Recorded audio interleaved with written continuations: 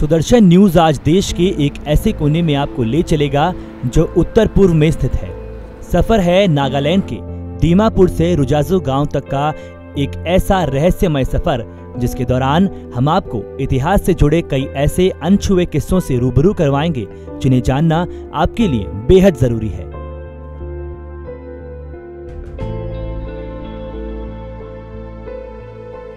देश की आजादी में एक अहम किरदार निभाने वाले नेताजी सुभाष चंद्र बोस के गांव से जुड़ी एक ऐसी हकीकत जिसके गवाह आज भी उस गांव में मौजूद हैं और उस वक्त की गवाही देते हैं। तो चलिए शुरुआत करते हैं एक रहस्यमय सफर की। इस वक्त हम मौजूद हैं नागालैंड के दीमापुर, जो कि नागालैंड का सबसे बड़ा शहर है। और दीमापुर के अंदर जो एक फोर्ट है, पुरातत्व काल की बात करें, महाभारत के समय की बात करें तो ये जो फोर्ट है, ये जो किला है, अपने आप में एक अलग ही महत्वपूर्णता रखता है। तमाम जो पूरे देश के टूरिस्ट हैं वो यहाँ पर आते हैं इसको देखने के लिए। माना जाता है कि महाभारत काल में हिडिंब राक्षस और उसकी बहन हिडिंबा यहाँ रहा करते थे। यहीं पर हिडिंबा ने भीम से विवाह किया था। यहाँ बहुलता में रहने वाली डिमाशा जनजाति खुद को भीम की पत्नी हिडिंबा का वंशज मानती है। यहाँ आज भी हिडिंबा का वाड़ा है, जहाँ राजवाड़ी में स्थित शतरंज की ऊंची ऊंची गोटियां आपको बहुत आकर्षित करती हैं। इनमें से कुछ अब टूट चुकी हैं। यहाँ लोगों का मानना है कि महाभारत काल में भीम और उनके पुत्र घटोत्कच साथ बैठकर शतरंज खेला करते थे। तो महाभारत के काल में जो घटोत्कच और भीम थे वो यहीं पर जो थे शतरंज खेला करते थे। और नागालैंड के दीमापुर शहर के अंदर ये जो फोर्ट पार्क है, ये आज भी उन जो चीज़ें रखी हुई हैं, शतरंज की गोटियां रखी हुई हैं, उनकी याद जो है वो ताज़ा करता है। लेकिन अपने कैमरामैन से कहूँगा कि ज़रा इन गोटियों को दिखाए कि कितने बड़े आकार में यहाँ पर शतरंज की जो गोटियाँ हैं वो यहाँ पर दर्शाई गई हैं। और आप अंदाज़ा लगा सकते हैं कि अगर इतनी बड़ी बड़ी आकार की जो शतरंज की गोटियाँ हैं वो अगर फ़िलहाल दिखाई दे रही हैं तो महाभारत काल में मानव प्रजाति आखिर कितनी बड़ी होती होगी, कितनी विशालकाय होती होगी। क्योंकि अगर हम फिलहाल तौर पर बात करें, अगर आज के दौर में आप शतरंज खेलते हैं तो महज छोटी छोटी गोटियों से आप शतरंज खेलते हैं, लेकिन यहाँ पर विशाल आकार की जो शतरंज की जो गोटियाँ हैं वो यहाँ पर रखी हुई हैं। तो फिलहाल दीमापुर के अंदर जिस फोर्ट के अंदर हम मौजूद हैं, यहाँ पर क्या कुछ कहानियाँ जो छुपी हुई हैं उसके बारे में बताएंगे। यहाँ के कुछ जो लोकल लोग हैं वो हमारे साथ हैं। आखिर क्या कुछ इसका इतिहास रहा है और किस लिहाज से टूरिस्ट जो है यहाँ पर घूमने आते हैं? वो बाहर से बहुत आता है टूरिस्ट के लिए। और ये कछारी किंग का बनाया हुआ ये चीज़ है। ये जनवरी दिसंबर महीना में तो बहुत आता है देखने के लिए। बाहर अलग अलग कंट्री से भी आता है।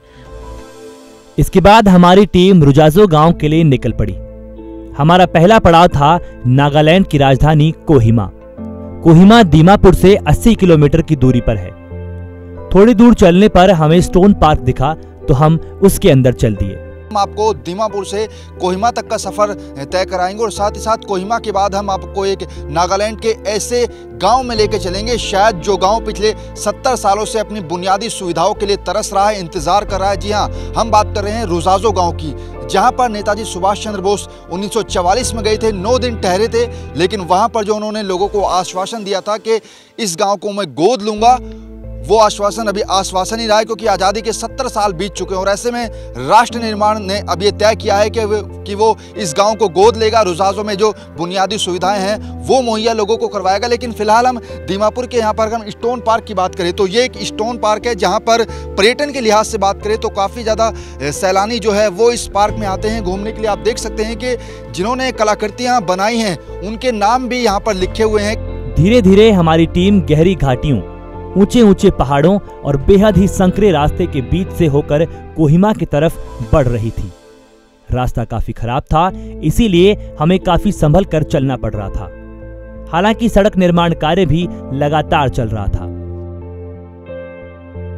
तो फिलहाल जो हमारा सफ़र है वो नागालैंड की राजधानी कोहिमा तक हम सफ़र तय कर रहे हैं। हालांकि उसके बाद हम आपको रुजाजो भी लेके चलेंगे, जो एक रहस्यमय एक गांव है। लेकिन फ़िलहाल अगर हम दीमापुर से कोहिमा के रास्ते की बात करें तो खूबसूरत वादियों का जो नज़ारा है वो इस वक्त आप देख सकते हैं। और ख़ासतौर पर जो टूरिस्ट हैं वो अगर हम नॉर्थ ईस्ट की बात करें तो यहाँ पर काफ़ी ज़्यादा घूमने के लिए लोग आते हैं। लेकिन फ़िलहाल यहाँ पर आपको हम पूरी ऊपर से दिखा रहे हैं कि जो खूबसूरत वादियाँ हैं नॉर्थ ईस्ट की वो आपको देखने को मिल रही हैं। हालांकि इससे पहले अगर हम बात करें तो बाकी तमाम जो राज्यों में टूरिस्ट जाते हैं अगर हम नॉर्थ ईस्ट की बात करें तो यहाँ पर लोगों का ये कहना होता है कि शायद घूमने की इतनी जगह नहीं है, लेकिन यहाँ से आप देख सकते हैं कितनी ज़्यादा खूबसूरत वादियाँ हैं। दूसरी तरफ आपको दिखाएंगे कि यहाँ पे रोड के निर्माण का जो कार्य है वो लगातार जारी है। हम नीचे से अगर हम दीमापुर से बात करें तो हालांकि जो रास्ता है वो बीच बीच में काफ़ी ख़राब रास्ता है, लेकिन उसको सुधार के लिए जो है प्रशासन की तरफ से यहाँ पर रोड निर्माण का जो कार्य है वो लगातार जारी है। मशीनों से जो है जेसीबी मशीनों से पहाड़ों को काटा जा रहा है, पेड़ों को काटा जा रहा है, ताकि जो रास्ता है वो पूरी तरीके से सही हो सके। यहाँ देखिए पीछे भी आपको दिखाना चाहूँगा, ये देखिए सामने आप देख सकते हैं कि पहाड़ को जो है मशीनों से काट कर यहाँ पर रास्ता जो है वो बनाया जा रहा है और रास्ते को जो है चौड़ा किया जा रहा है। रुजाजो गांव हमारा इंतजार कर रहा था और अब हमारी टीम भी काफी उत्साहित हो रही थी। ऊंचे पहाड़ों का ये नजारा वाकई मन मोह लेने वाला था। इस सफर के दौरान हमें कई ऐसी जगह भी दिखी जो नागालैंड की खूबसूरत वादियों की सुंदरता को और भी बढ़ा रही थी। जैसे जैसे शाम हो रही थी हम कोहिमा की तरफ बढ़ रहे थे। इस बीच हमें पहली बार नागालैंड में किसी मंदिर के दर्शन हुए। आपको जो तस्वीरें दिख रही हैं यही कोहिमा है, नागालैंड की राजधानी, और महज वहाँ से हम इस वक्त 10 किलोमीटर की दूरी पर है, यानी कि 10 किलोमीटर बाद हम नागालैंड की राजधानी कोहिमा में पहुँचेंगे। लेकिन इस सफ़र के दौरान अगर हम आमतौर पर बात करें तो चर्च जो है हमें हर 2 से 3 किलोमीटर के बाद हमें चर्च दिख रहा है, लेकिन एकमात्र मंदिर हमें इस पूरे रास्ते में दिखा है। क्योंकि आमतौर पर नागालैंड की बात करें तो 88% यहाँ पर क्रिश्चियन की आबादी है और महज अगर हम हिंदुओं की आबादी की बात करें 8 से 9% यहाँ पर हिंदू हैं। यही वजह है कि यहाँ पर एकमात्र मंदिर जो है वो हमें यहाँ पर दिखाया। दीमापुर में कई मंदिर हैं, दीमापुर में पॉपुलेशन मिक्स्ड पॉपुलेशन है, वरना उसके आगे सारा इस ऑलमोस्ट 100%। मंदिर के यहाँ पर होने से ऐसा अंदाज़ा लगाया जा सकता है कि इसके आसपास कुछ हिंदू आबादी के लोग रहते हैं, रहते होंगे पहले। अभी दीमापुर ही एक ऐसा शहर है जो मिक्स्ड पॉपुलेशन है, थोड़े बहुत हिंदू रहते हैं वहाँ पे, लेकिन और कहीं हिंदुओं की आबादी बहुत कम है। कोहिमा में थोड़ा रहता है, लेकिन मुझे मंदिर वहाँ भी नहीं दिखा। तो बिल्कुल अगर हम बात करें यहाँ पर एकमात्र मंदिर हमें देखने को मिला। हालांकि ऐसा लग रहा है कि कुछ लोग ज़रूर यहाँ पर पूजा के लिए ज़रूर आते हैं, लेकिन जिस हिसाब से यहाँ पर आबादी है 88% क्रिश्चियन यहाँ पर रहते हैं, उसको देखते हुए एकमात्र मंदिर जो है वो हमें यहाँ रास्ते में दिखा। अपने सफर के दौरान हमने जाना कि यहाँ केले की भी काफी खेती होती है, जो तस्वीरों से भी पता लग रहा था। तकरीबन 4 घंटे का सफर तय करके हम नागालैंड की राजधानी कोहिमा पहुंच गए। तो पहाड़ों की वादियों के बीच में एक बसा शहर कोहिमा जो है वो अब यहाँ से कोहिमा की शुरुआत हो चुकी है और अब हम यहाँ से कोहिमा शहर के अंदर प्रवेश कर रहे हैं, क्योंकि नागालैंड की राजधानी है कोहिमा और उसके बाद हम रुजाजो भी चलेंगे। लेकिन कोहिमा के अंदर भी कई ऐसी पर्यटन स्थल हैं जहाँ पर हम आपको नज़ारे दिखाएंगे कि आखिर वहाँ का इतिहास क्या रहा है। लेकिन फ़िलहाल हमारा जो सफ़र है वो अब नागालैंड की राजधानी कोहिमा के अंदर जो है हम प्रवेश कर रहे हैं। कोहिमा पहुंचते ही सबसे पहले हम वॉर सेमेट्री पहुंचे। नागालैंड की राजधानी कोहिमा में इस वक्त मौजूद हैं हम। वार सेमेट्री में 1939 और 1945 के बीच में आज़ाद हिंद फौज और जापानी सेना ने मिलकर ब्रिटिश जो सैनिकों पर हमला किया था, उसके उस दौरान जिन सैनिकों की मौत हुई थी उनकी जो युद्ध स्मारक है वो इस वार सेमेट्री में बनाई गई हैं। अंदर आपको दिखाएंगे कि आखिर किस तरह से उस दौरान जो सैनिक मारे गए थे उनकी यहाँ पर कब्रगाह बनाई गई है और आखिर क्या कुछ इतिहास वार सेमेट्री का रहा है। तो चलिए चलते हैं वार सेमेट्री के अंदर। सन 1944 में द्वितीय विश्व युद्ध के दौरान जापानी सेना और नेताजी सुभाष चंद्र बोस के नेतृत्व में आजाद हिंद फौज ने मिलकर ब्रिटिश सेना से भयानक लड़ाई लड़ी थी। इस युद्ध में नेताजी सुभाष चंद्र बोस के सैनिकों ने ब्रिटिश सैनिकों के ऊपर हमला किया था। उस हमले में ब्रिटिश सेना के जितने भी सैनिक मारे गए थे उनकी समाधि और कब्र यहां बनवा दी गई। लेकिन सोचने की बात यह है कि भारत को आजाद हुए 70 साल हो गए। इस आजादी में नेताजी जैसे बहुत से लोगों ने अपना बलिदान दिया, लेकिन भारत सरकार ने आज तक उन बलिदानियों के न तो कोई स्मारक बनवाए और न ही उनके समाधि को संरक्षित किया। आपको बता दें कि ये लड़ाई उस समय की सबसे खतरनाक लड़ाई बताई जाती है, जिसमें ब्रिटिश सैनिकों की करारी हार हुई थी।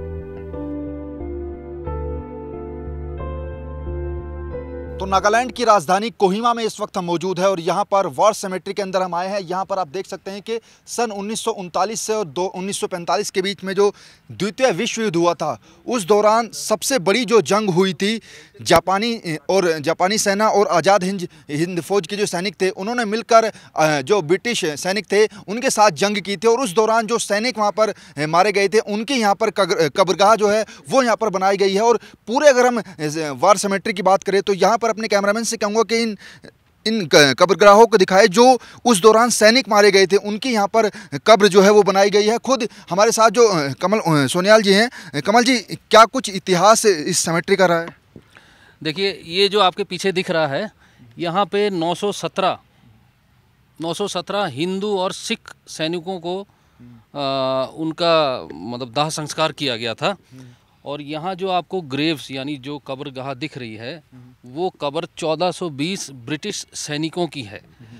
ब्रिटिश वार म्यूज़ियम ने 2013 में ये घोषणा की थी कि ब्रिटिश आर्मी ने पूरे दुनिया में जो सेकेंड वर्ल्ड वॉर में जितनी भी लड़ाइयाँ लड़ी, ये रिकॉर्डेड हिस्ट्री है, उन्होंने ये एडमिट किया है कि इम्फाल और कोहिमा की जो लड़ाई है वो सबसे भयंकर युद्ध था उनके लिए।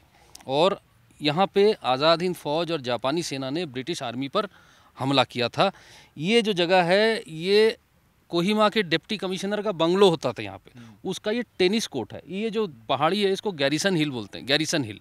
ये गैरिसन हिल पर ही हमला हुआ था कोहिमा में, और इसमें उनके 1420 करीब 1500 सिपाही उनके सैनिक मरे थे ब्रिटिश, और 917 जो डिफरेंट रेजिमेंट्स के भारतीय सैनिक थे वो भी मरे थे।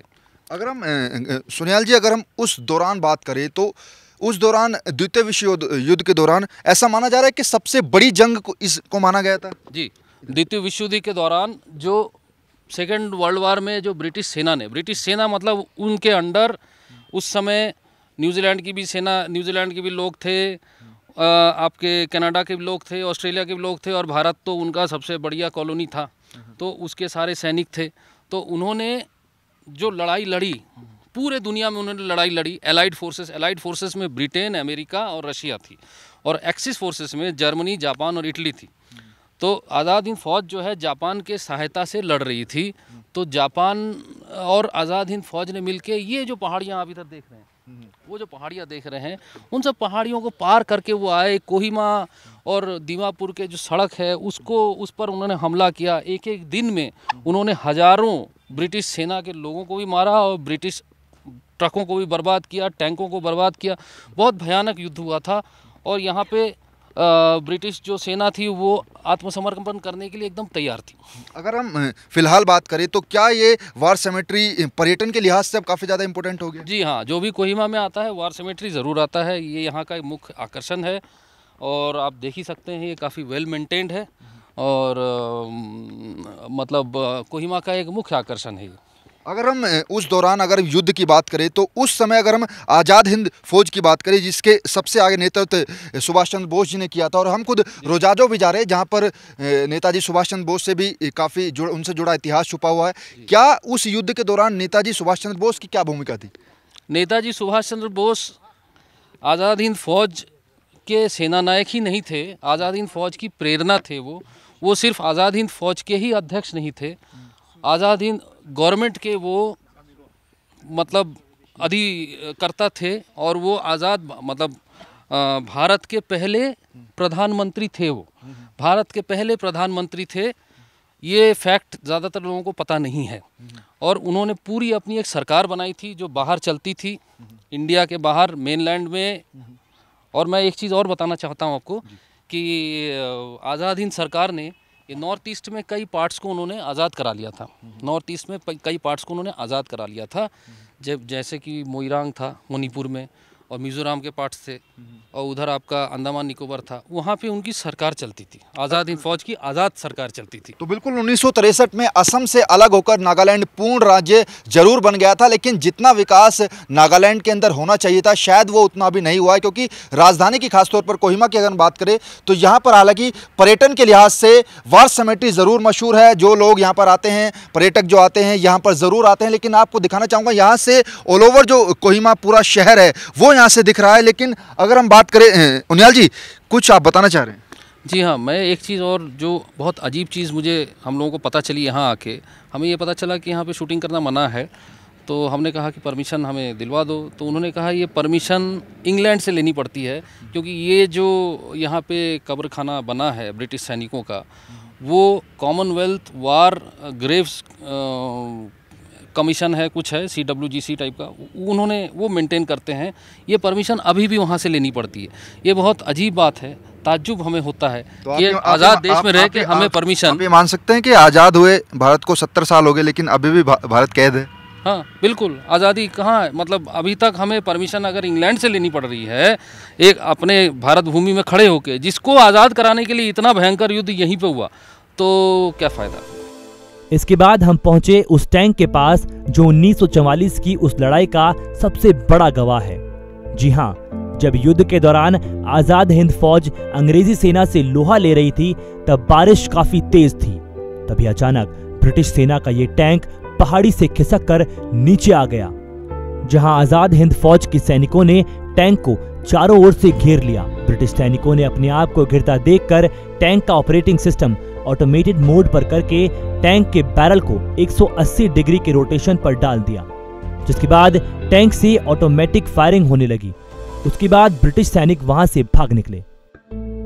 देश की आज़ादी की जब बात आती है तो सन 1944 में आज़ाद हिंद फौज और जापानी सेना ने मिलकर ब्रिटिश सैनिकों के साथ जो जंग लड़ी थी, उस जंग का जिक्र ज़रूर आता। और इस वक्त कोहिमा के अंदर, जो कि नागालैंड की राजधानी, वहाँ पर हम मौजूद हैं। और ये जो टैंक मेरे पीछे आप देख रहे हैं, ये वही टैंक है जब 1944 में आज़ाद हिंद फौज और जापानी सैनिकों ने ब्रिटिश सैनिकों पर हमला किया था। उस दौरान बारिश हो रही थी और बारिश के कारण जो ब्रिटिश सेना का जो ये टैंक था वो खिसक कर नीचे आ गया था। और लगातार आज़ाद हिंद फौज के जो सैनिक थे ब्रिटिश सैनिकों पर गोलीबारी कर रहे थे, जिसके कारण यहाँ पर आकर आज़ाद हिंद फौज और जापानी सैनिकों ने इस पूरे टैंक को घेर लिया था। उसके बाद अगर हम बात करें तो ब्रिटिश सैनिक, जो कि इसमें 6 ब्रिटिश सैनिक सवार थे, वो ऑटोमेटिकली यहाँ पर इसका जो गोली का ट्रिगर होता है उसको दबाकर यहाँ से निकल गए। और जब सेकंड जो कमांडेंट थी, अगर हम ब्रिटिश सेना की बात करें, वो उसके बाद जब यहाँ पर आई थी युद्ध खत्म होने के बाद, तब उन्होंने डिसाइड किया कि इस ली ग्रांट टैंक को हम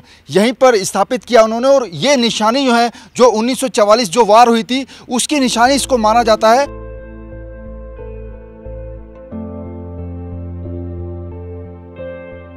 तो नॉर्थ ईस्ट का एक छोटा सा राज्य नागालैंड, जिसकी राजधानी कोहिमा में इस वक्त मौजूद हैं। यहाँ से आपको पूरे कोहिमा शहर का नज़ारा आपको दिखाना चाहेंगे, क्योंकि कोहिमा की खासतौर पर बात करें तो ये एक ऐसा शहर है, ऐसी राजधानी है जहाँ पर अभी भी जो मूलभूत सुविधाएं हैं वो लोगों तक नहीं पहुँच पाई। चाहे हम सड़क की बात करें, दीमापुर से जो कोहिमा का रास्ता है वो काफ़ी टूटा फूटा है। और इसके बाद हम आपको रुजादो भी लेके चलेंगे, लेकिन फ़िलहाल हम ऐसे पॉइंट ऑफ व्यू पर खड़े हैं जहाँ से जो नागालैंड की राजधानी है कोहिमा, उसका पूरा नज़ारा आप देख सकते हैं। मेरे कैमरामैन लगातार आपको कोहिमा के पूरे नज़ारे को दिखा रहे हैं। आबादी यहाँ की ज़्यादा नहीं है, लेकिन उसके बावजूद भी यहाँ के लोग जो हैं वो काफ़ी मिलजुल कर रहते हैं। कोई भेदभाव जो है यहाँ के लोग जो हैं एक दूसरे के अंदर नहीं करते हैं। लेकिन हम जो है फ़िलहाल आज कोहिमा में हैं, लेकिन आज हमारी ये रिपोर्ट जो है यहीं पर ख़त्म होती है। लेकिन कल सुबह से ही हम लगातार रोजाजो के बारे में बताएंगे और रोजाजो गांव भी आपको लेके चलेंगे कि आखिर वहां पर क्या कुछ हकीकत है। क्योंकि जैसा माना जाता है कि नेताजी सुभाष चंद्र बोस वहां पर 9 दिन रहे थे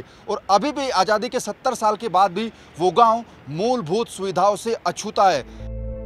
दिन ढलने लगा था, इसीलिए हमने भी अपने आज के दिन को कोहिमा के इस नज़ारे के साथ खत्म किया।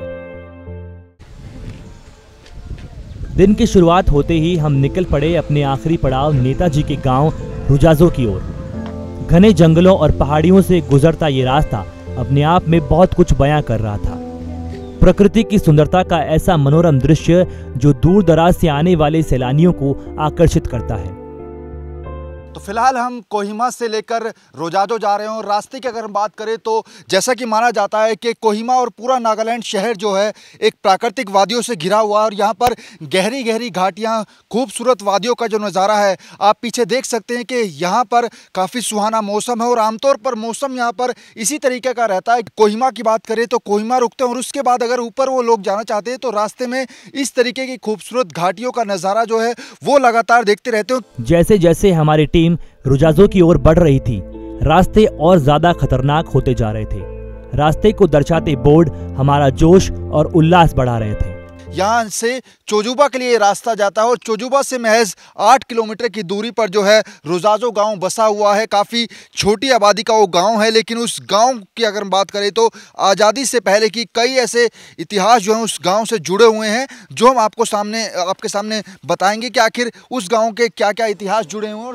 रुजाजो के नजदीक जाते जाते रास्ते भी अपना अस्तित्व खो रहे थे। पुल बना तो था, लेकिन उस पर जाना अपनी जान जोखिम में डालने जैसा था। तो हमने अपनी गाड़ी को नदी के बीचों बीच से निकाला। हालांकि जोखिम यहां भी कुछ कम नहीं था।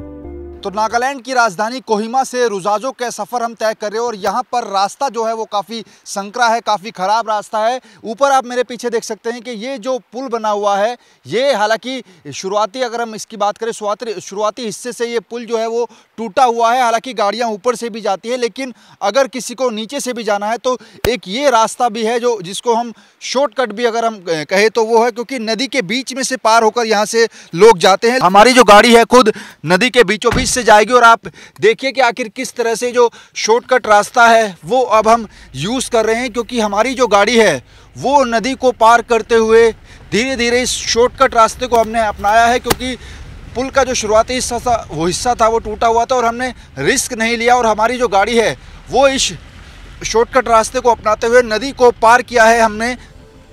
रात का अंधेरा धीरे धीरे बढ़ता जा रहा था और घने जंगल से घिरा रास्ता भी हमारी परीक्षा ले रहा था। पहाड़ इतने ऊंचे थे कि देखने भर से मन में भय पैदा हो जाए। रुजाजो से महज 8 किलोमीटर पहले चोजुबा एक ऐसा टाउन जो कनेक्टिविटी के हिसाब से हमारे सफर का आखिरी टाउन था। तो रुजाजो तक का सफ़र फिलहाल जो हमारा शुरू हुआ था वो फिलहाल अभी चोजुबा में आकर रुका है और यहाँ से अब हम 5 मिनट के बाद यहाँ से अपना सफ़र फिर दोबारा शुरू करेंगे। लेकिन यहाँ से अगर हम बात करें तो 8 से 9 किलोमीटर की दूरी जो है रुजाजो की अभी भी है और रास्ता जो है बेहद काफ़ी ख़राब है। हमने अपना सफ़र जो था वो कोहिमा से दिन में शुरू किया था, लेकिन यहाँ तक आते आते जो है अंधेरा हो गया है, रात हो गई है, क्योंकि ये जो पहाड़ी इलाका है यहाँ पर सूरज जो है काफ़ी जल्दी छुप जाता है। 4 से 4:30 बजे के बीच में ही आप यहाँ पर जो है अंधेरा हो जाता है। और ये चोजुबा एक टाउन है जहाँ पर कनेक्टिविटी जो है वो थोड़ी ज़्यादा है रुजाजो के अकॉर्डिंग।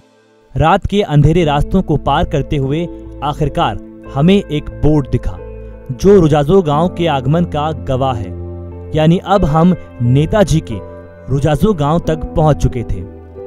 तो फिलहाल हम जो है रुजाजो गांव के मुख्य द्वार पर मौजूद है। यहीं से रुजाजो गांव की शुरुआत होती है। ये जो आप गेट देख रहे हैं, जैसे आप इस गेट को पार करेंगे यहाँ से करीबन आधा किलोमीटर के बाद रुजाजो गांव की शुरुआत हो जाएगी। लेकिन यहाँ पर अगर हम बात करें, क्योंकि इससे पहले जो चोजुबा एक टाउन पड़ा था वहाँ पर सबसे ज़्यादा कनेक्टिविटी है और लास्ट जो मोबाइल टावर है वो भी वहीं पर है। यानी कि इस गाँव के अंदर जो बुनियादी सुविधाएँ हैं वो भी आज़ादी के 70 साल के बाद भी इस गाँव को वो मुहैया नहीं हुई है। और सरकारें आई, सरकारें बदली भी, लेकिन इस गांव की तरफ किसी भी पार्टी के किसी भी नेता ने ध्यान नहीं दिया। रुजाजो गांव जो अभी भी अपनी बुनियादी सुविधाओं के लिए तरस रहा है, इंतजार कर रहा है, लेकिन आखिर इस इंतजार की घड़ियां कब खत्म होगी ये हम आपको बताएंगे ज़रूर। लेकिन रुजाजो गांव के अंदर लेकर आपको चलते हैं और अब इस गांव की सबसे बड़ी हकीकत से आपको रूबरू करवाते हैं। जैसे ही हमारी टीम रुजाजो गांव में पहुंची तो वहां मौजूद गांव वालों ने हमारा खुलकर स्वागत किया।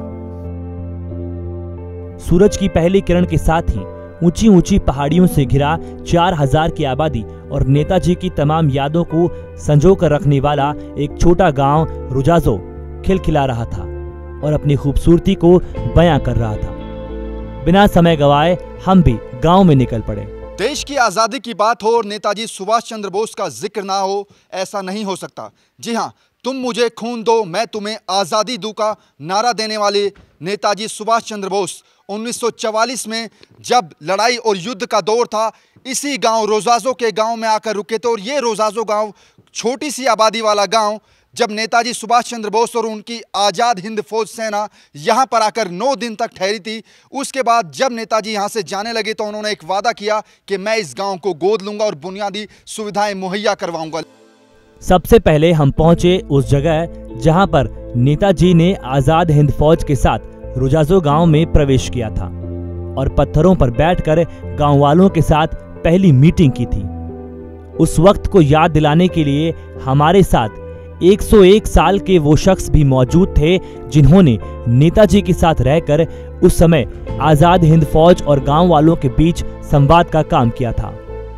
तो रोजाजो गांव के अंदर इस वक्त हम मौजूद हैं और 1944 में जब नेताजी सुभाष चंद्र बोस अपनी आज़ाद हिंद फौज सेना के साथ इस गांव में आए थे तो इसी गेट से उन्होंने प्रवेश किया था। और सामने आप देख सकते हैं कि जो पत्थरों का टीला आपको नज़र आ रहा है, वहीं पर बैठकर नेताजी ने आज़ाद हिंद फौज और जो गाँव के लोग थे उनके साथ पहली बैठक की थी, यानी कि पहली मीटिंग की थी। और आगे का किस तरीके का उनका एक प्लान रहेगा वो यहाँ पर एक मीटिंग के तहत तय किया गया था। तो आपको वहाँ पर लेकर चलते हैं जहाँ पर आज़ाद हिंद फौज और नेताजी सुभाष चंद्र बोस और गांव वालों के बीच में सबसे पहली मीटिंग हुई। वो शख्स जो कि 101 साल के अब हो चुके हैं और उस समय में भी नेताजी के साथ ये मौजूद थे और क्या कुछ घटनाक्रम हुआ था सब इनके जहन में अभी भी ताज़ा है। आप ये बताइए कि इनकी उम्र कितनी होगी? ये पिताजी को 100 साल हो गया। क्या नाम है इनका? पोसी शिरो इनका नाम है। आप ये बताइए कि उस दौरान क्या कुछ हुआ था, कैसे नेताजी आए थे और पहली मीटिंग के दौरान क्या कुछ तय हुआ था? नेताजी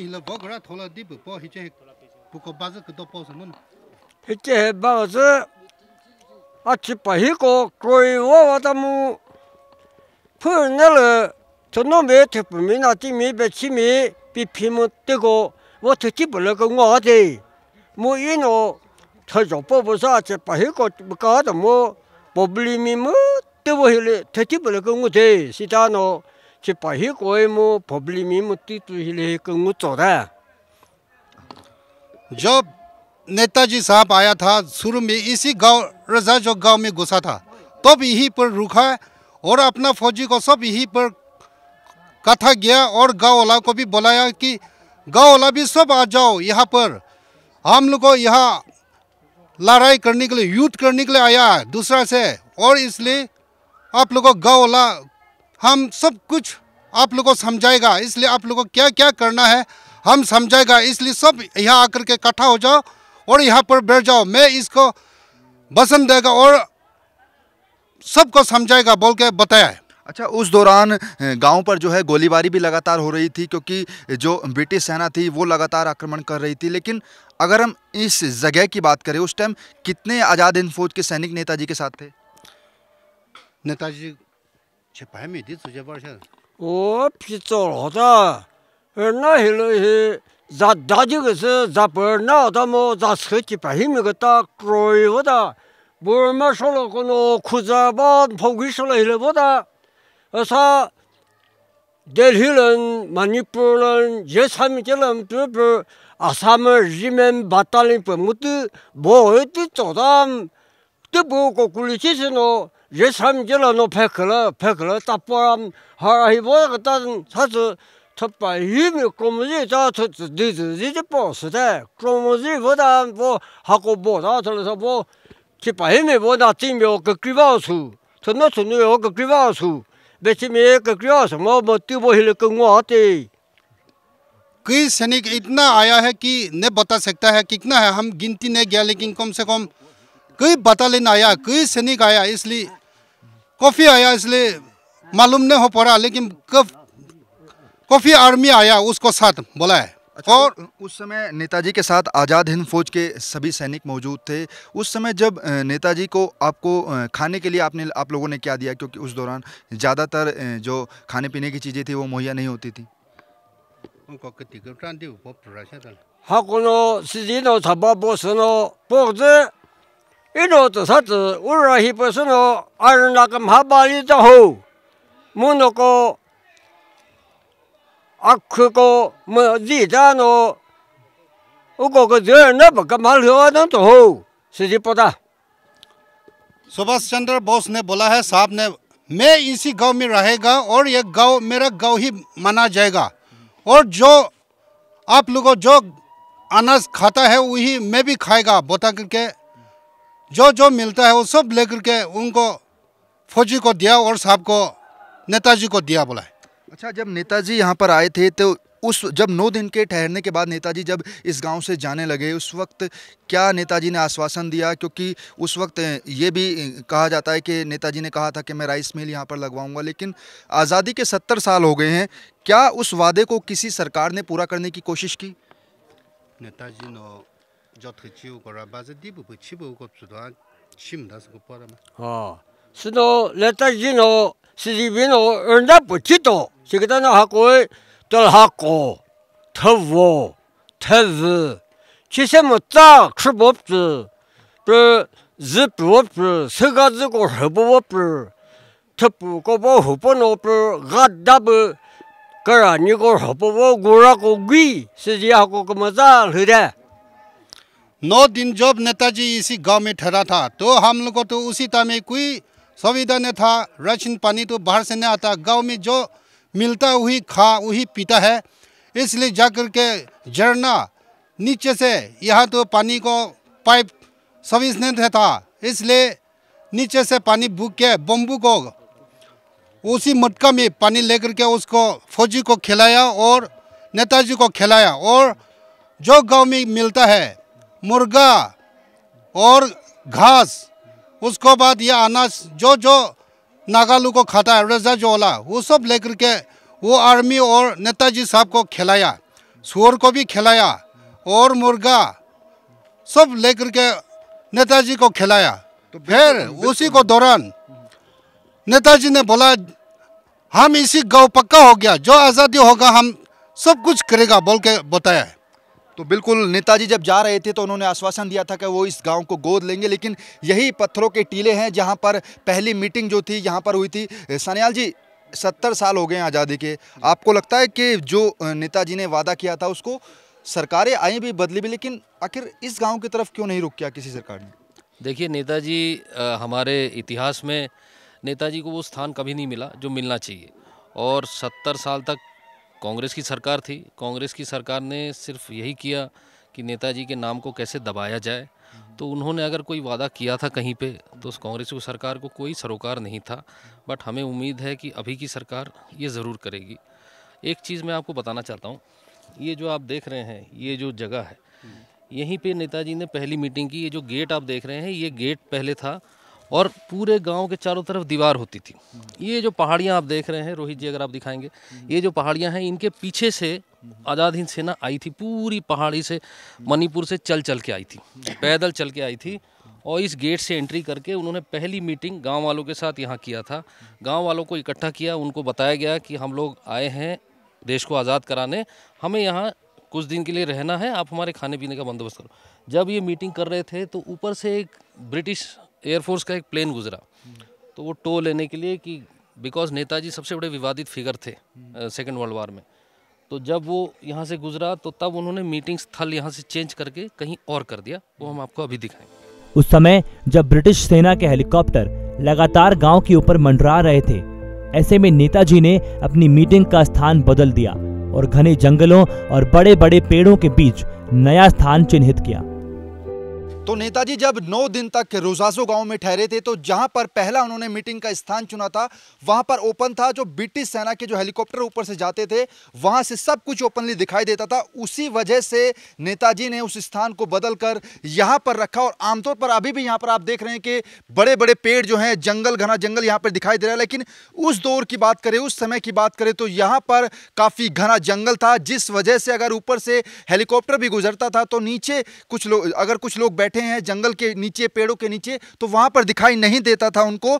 यही वजह थी कि नेताजी ने यहां पर लोगों के साथ, गांव वालों के साथ मीटिंग जो करने का स्थान जो था वो चुना था। एक सवाल होगा, उस दौरान भी काफी घना जंगल था, क्या एक यही वजह थी कि नेताजी ने स्थान को बदला था?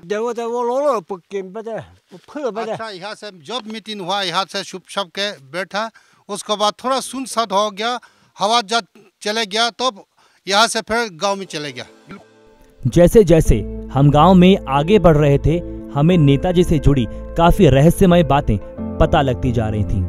नेताजी जब 9 दिन तक इस गांव में रुके थे तब गांव वालों के पास उन्हें खिलाने के लिए चावल के अलावा कुछ नहीं था। नेताजी ने इस गांव से जाते वक्त एक वादा किया कि मैं जब वापस आऊंगा तो इस गांव को गोद लूंगा और राइस मिल लगाऊंगा लेकिन आजादी के 70 साल के बाद भी ये गांव विकास के लिए तरस रहा है। तो नेताजी जब इस गांव में आए थे तो गांव वालों के पास उन्हें खाने के देने के लिए सिवाय चावल के अलावा कुछ नहीं था, और उस दौरान यहाँ पर लोग जो थे वो कुटाई से, मतलब हाथ से कुटाई करके धान के अंदर से चावल निकालते थे। लेकिन फिलहाल यहाँ पर जो एक छोटी सी एक, अगर हम स्मॉल कहें, एक राइस मिल ज़रूर लगी है, लेकिन ये आखिर लगवाई किसने, ये एक सबसे बड़ा सवाल है। क्योंकि इतने साल हो गए हैं, प्रशासन ने आखिर क्या कुछ क्यों नहीं किया इस गांव के लिए। एक राइस मिल तक प्रशासन जो है वो नहीं लगवा पाया। और यहाँ के जो खुद लोकल निवासी और जो वो शख्स जो कि सुभाष चंद्र बोस जी के साथ रहे हैं, उनकी सारी रणनीतियों के बारे में इनको पता है। उन्होंने खुद पर्सनल अपने खर्चे से खर्च करके इस राइस मिल का जो निर्माण है वो किया है। ये कब हुआ था? ये तो चला था चले cái số một लेपा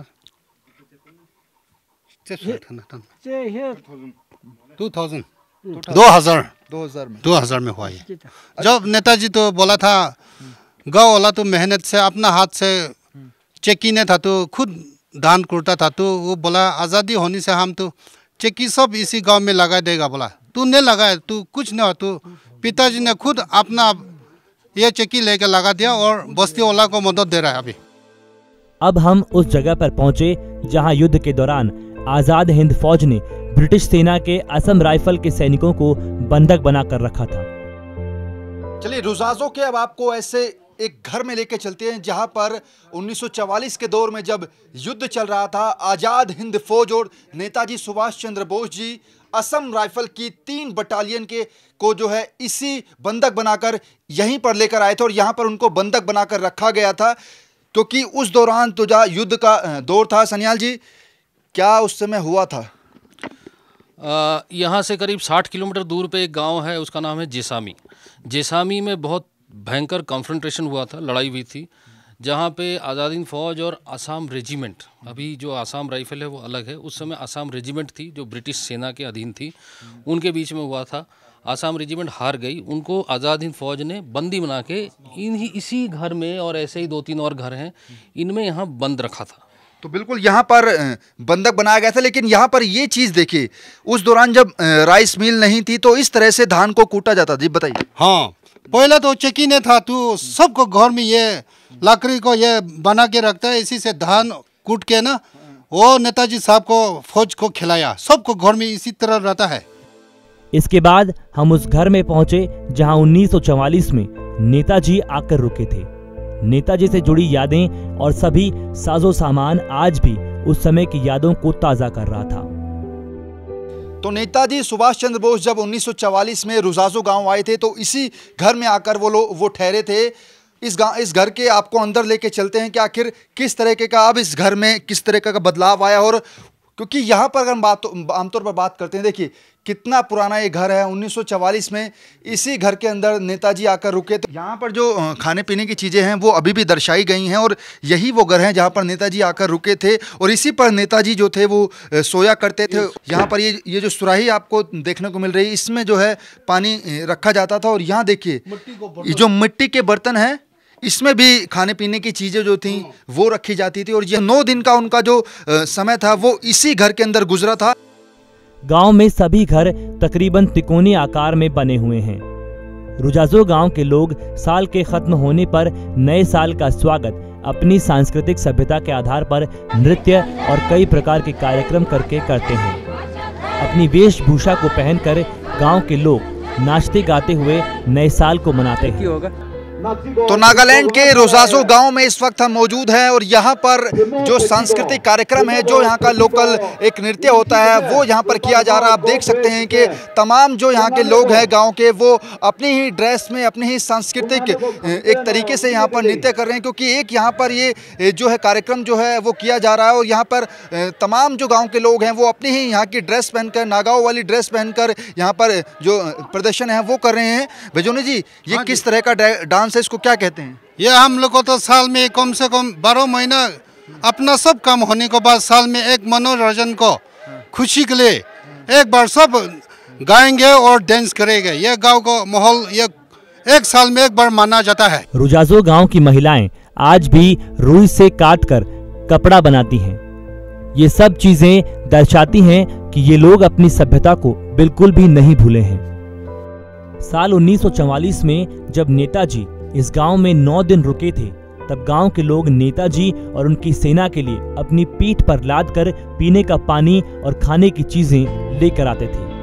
तो 1944 में जब नेताजी नागालैंड के रुजाजो गांव में रुके थे, तो हालांकि उस समय जो था पानी जो था झरने से नीचे से लाया जाता था और इसी तरीके से जो गांव के लोग थे वो अपनी पीठ पर सुराही के अंदर पानी भर के झरने में से नेताजी की सेना को लाकर देते थे और खाने पीने का सामान जो लकड़ी वगैरह है वो इसी तरीके से नेताजी की सेना थे और नेताजी को यहाँ पर जो नीचे से लोग जो है गाँव वाले लाकर देते थे। क्या कुछ होता था इसी में? देखो, पहले तो पानी तो दूर से ले आना पड़ता है, मटका से और बम्बू को है ना, बम्बू को उसी से पानी बुक के नेताजी फौज को देने के लिए ये लेके जा रहा है, उसी नमूना अभी दिख रहा है। तो बिल्कुल अगर उस दौरान बात करें इस तरह से, क्योंकि इसी घर में नेताजी सुभाष चंद्र बोस और उनके जो आज़ाद हिंद फौज के तमाम सैनिक थे वो यहीं इसी घर में रहते थे। इस तरीके से पानी लाया जाता था। देश के भविष्य को सुधारने के लिए शिक्षा के मंदिर यानी स्कूल की रुजाजो गांव में आखिर क्या हालत है वो भी देख लीजिए जरा। तो ये है रुजाजो गांव का गवर्नमेंट मिडिल स्कूल, जिसकी हालत आप देख सकते हैं कि काफ़ी खस्ता है। और अगर हम देश की बात करें तो केंद्र सरकार लगातार ये कहती है कि देश का हर बच्चा शिक्षित होगा तभी देश का भविष्य जो है वो आगे बढ़ेगा, देश आगे बढ़ेगा।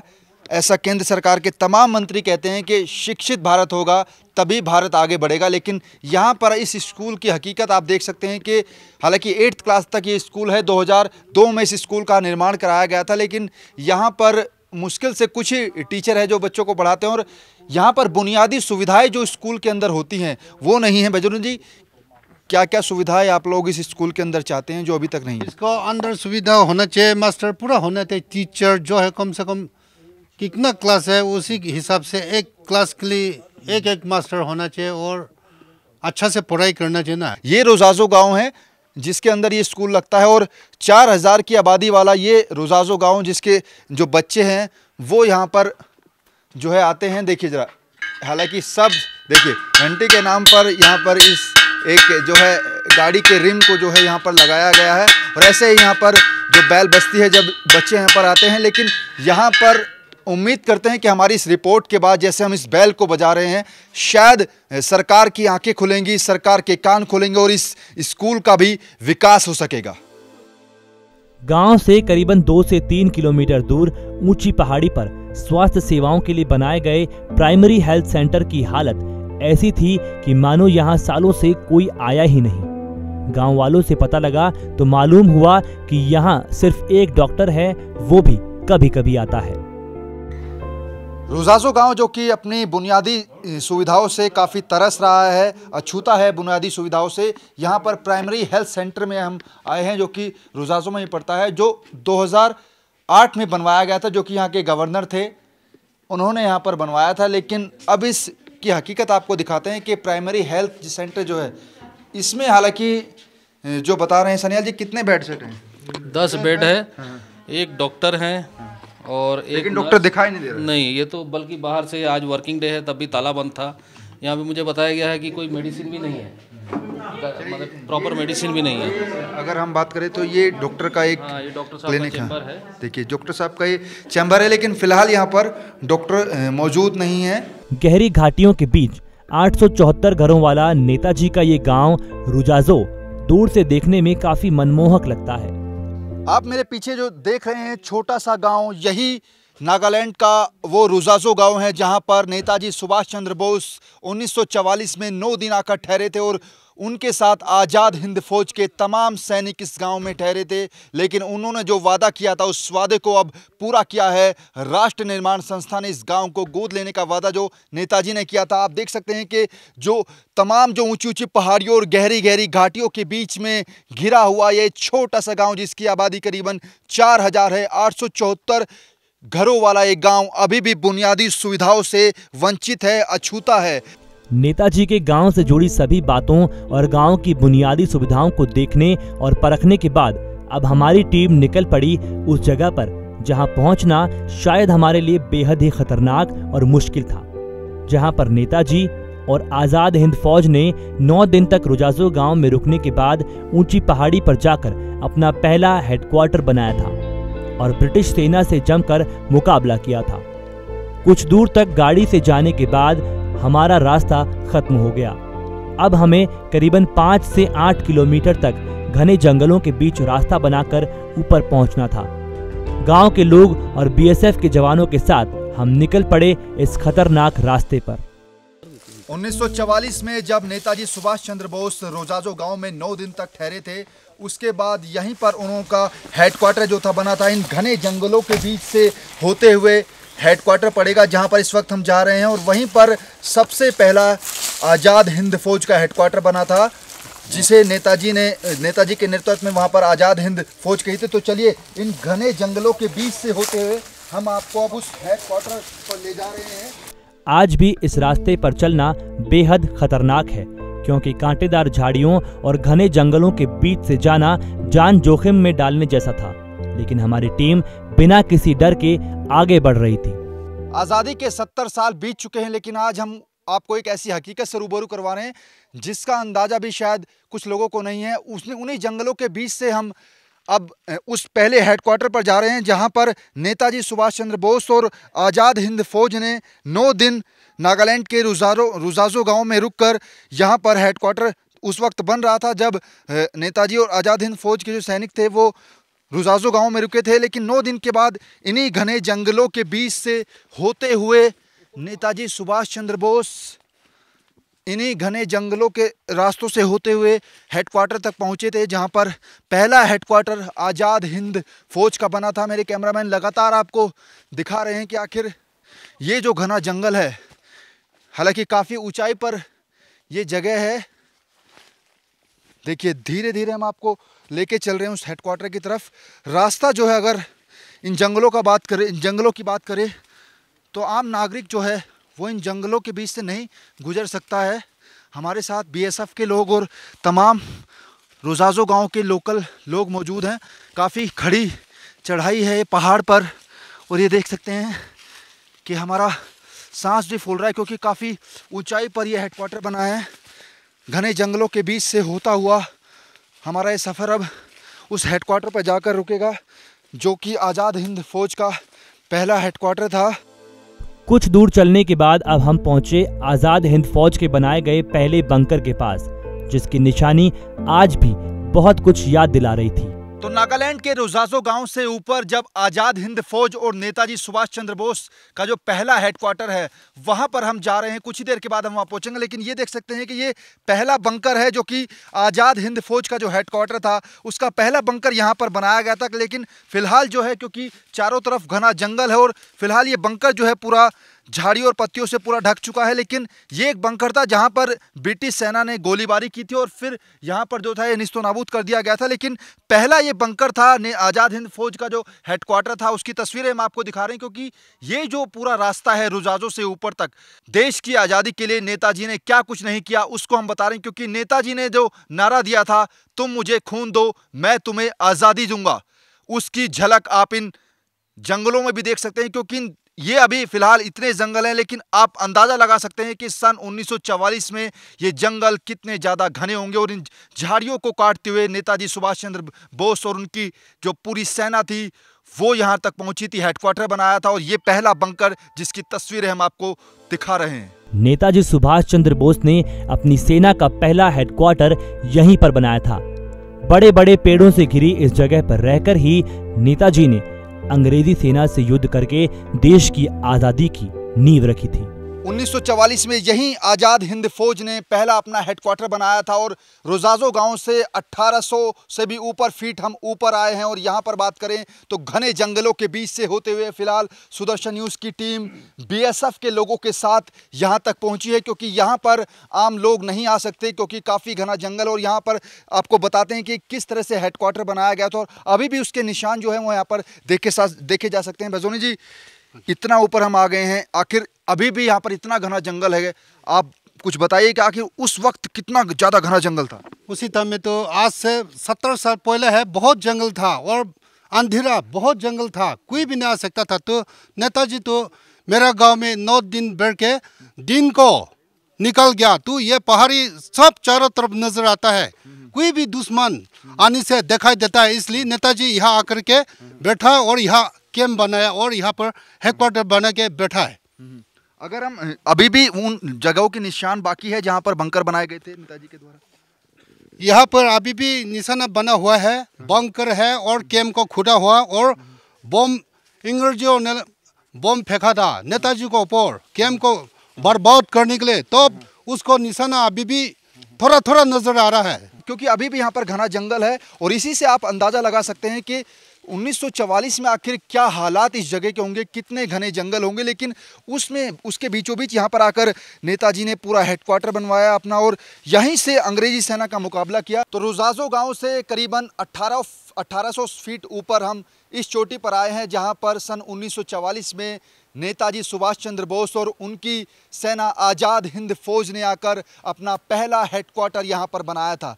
और अभी भी यहां पर उन बंकरों की तस्वीरें साफ तौर पर देखी जा सकती हैं, क्योंकि हालांकि उस वक्त काफ़ी घना जंगल था और अभी भी अगर हम बात करें तो यहाँ पर बड़े बड़े पेड़ और घने जंगलों को पार करते हुए हम यहाँ पर आए हैं। सुदर्शन न्यूज़ की टीम यहाँ पर आई है और उन बंकरों को हमने दिखाया है जो बंकर उस दौरान नेताजी सुभाष चंद्र बोस और उनकी सेना ने यहाँ पर बनाए थे और अंग्रेजी सेना का डट कर मुकाबला किया था। और अभी भी जो है उन बंकरों के निशान जो है वो यहाँ पर दिखाई दे रहे हैं, जो उसकी गवाही देता है कि आखिर उस दौरान सन 1944 में किस तरह से आज़ाद हिंद फौज के सैनिक इन खतरनाक पहाड़ियों को ऊपर चढ़ते हुए और घने जंगलों को चीरते हुए, कांटेदार जंगलों को चीरते हुए यहाँ तक पहुँचे थे और यहाँ पर अपना बंकर बनाकर ब्रिटिश सेना का डट कर मुकाबला किया था। तो हमारी इस रिपोर्ट में फ़िलहाल इतना ही और हमने आपको अपनी इस रिपोर्ट में दिखाया कि आखिर किस तरह से रुजाजो गांव का इतिहास रहा है और रुजाजो गांव के अंदर जब नेताजी सुभाष चंद्र बोस और उनकी सेना 9 दिन तक रुकी थी तो वहां पर उस दौरान क्या कुछ घटनाक्रम हुआ था, कहां पर मीटिंग हुई थी और गांव वालों की आखिर जो हकीकत है उन्होंने गांव वालों ने हमारे कैमरे पर बयां किया कि आखिर उस दौरान क्या कुछ घटनाक्रम रहा था और नेताजी ने किस तरह से उनके गाँव में 9 दिन तक अपनी ज़िंदगी बसर की थी। जो हमने तस्वीरें आपको दिखाई हैं रुजाजो गांव की और ऊपर लेकर आए हैं, अभी तक रुजाजो गांव का विकास नहीं हुआ है, लेकिन इन तस्वीरों को देखने के बाद, क्योंकि सबसे ऊपर चोटी पर हम आए हैं, यहीं पर पहला हेडक्वार्टर आज़ाद हिंद फौज का बना था। तो फिलहाल हमारी इस खास रिपोर्ट में इतना ही। आगे के लिए आप और खबरों के लिए देखते रहिए Sudarshan news. Camera person Rohit Tripathi के साथ नमित त्यागी, सुदर्शन न्यूज़, रुजाजो गाँव, नागालैंड।